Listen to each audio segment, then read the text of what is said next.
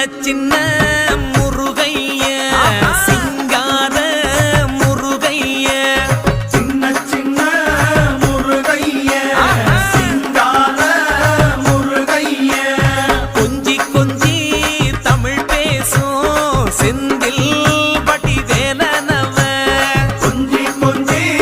தமிழ் பேசும் செந்தில் படி வேலனவ சின்ன சின்ன முருகைய சிங்கார முருகைய கொஞ்சி கொஞ்சி தமிழ் பேசும் செந்தில் படி வேலனவ சுப்பிரமணிய சாமி என்பார்,